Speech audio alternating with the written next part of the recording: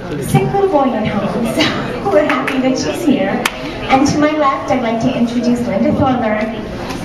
Linda is a brevet judge, and she is also the Region 4 Technical Director. And these are just two perfect people to be doing balance beam today. So good luck. Flashing red lights. Thank you for that introduction, and what a pleasure it is to be here to speak to all of you and to represent our association. I'm thrilled to do this, and just looking around the room, I'm pretty amazed at how many people came out to this event, and taking the time out of your lives to be here shows such a tremendous commitment to collegiate gymnastics. So thank you all for being here. This is great. Linda wanted me to talk briefly about sort of some of our philosophy on balance beam at the college level, and I know that we're making it harder and harder on you to do your jobs. Sorry for that, but that we appreciate all of the work that you do and recognize how hard it is.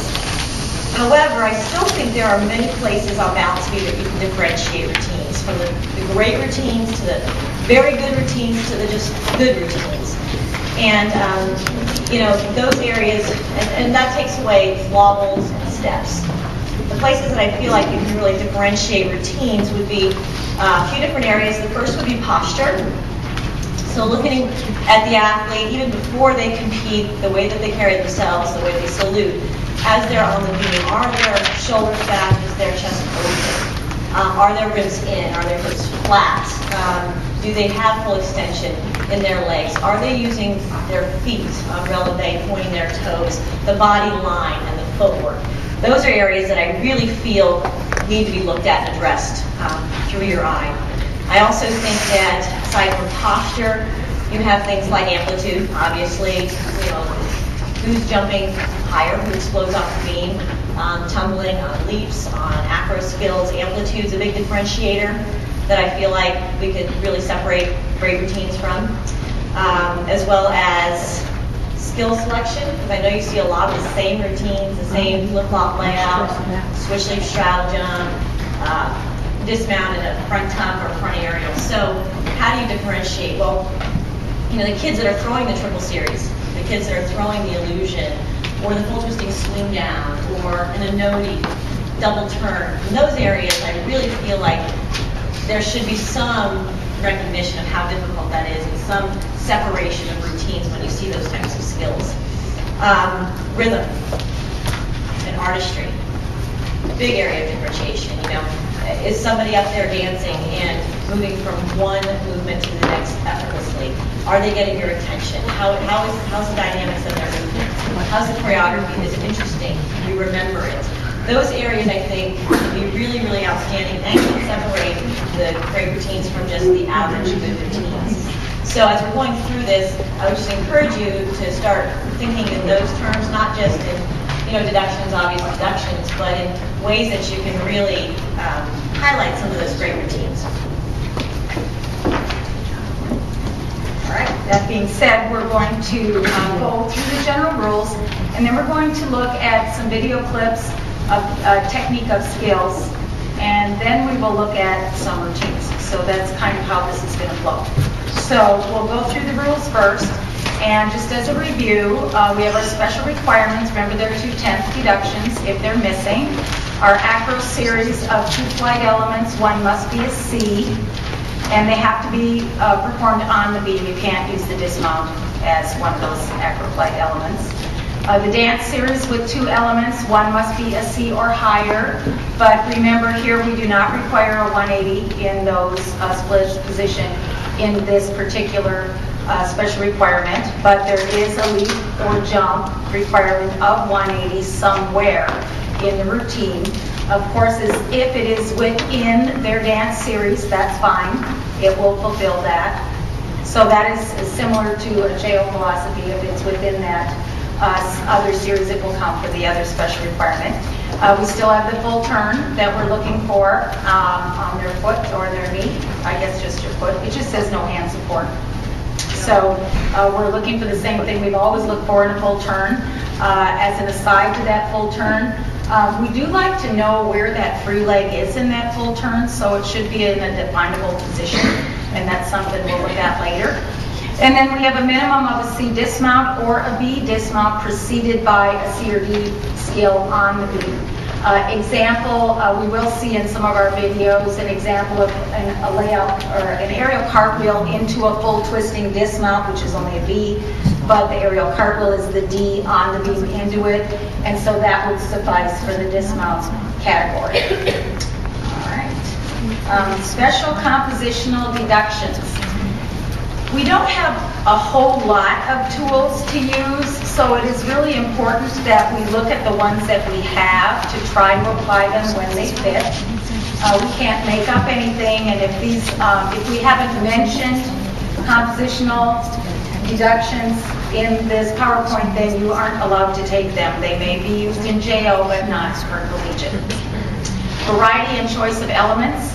Missing a backward element with a minimum of A value, and that is an acro element, so we know we have to have that or it's a flat 1/10. Missing a forward or sideward acro element, minimum of A value is a flat 1/10.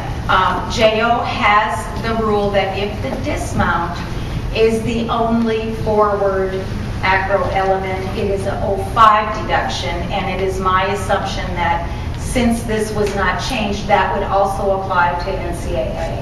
So it would be 05 if they go run, punch front full as their dismount, and that's their only forward thing.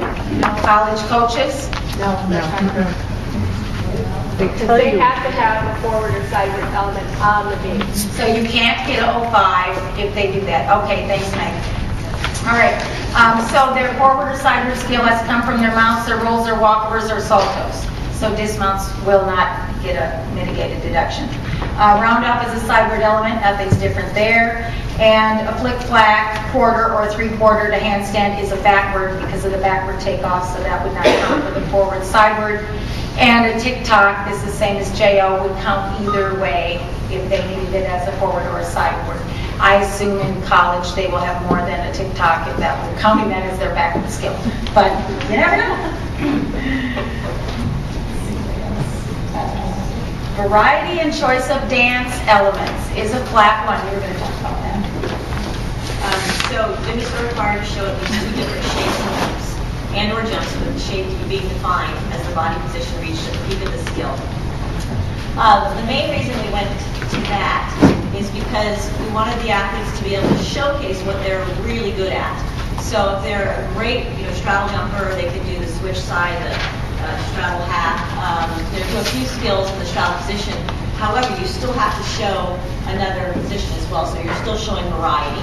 But we didn't want to limit the amount of skills that you can show in that position. So that's a little different philosophy from JO. So just so you know that, we have just, some ideas of the shapes, and they're all in your handout. But, they are broken down. And remember in NCAA, the tucks and the wolves are separate. They're not in the same box like they are for JO. So those would qualify as separate shapes that they're going to show.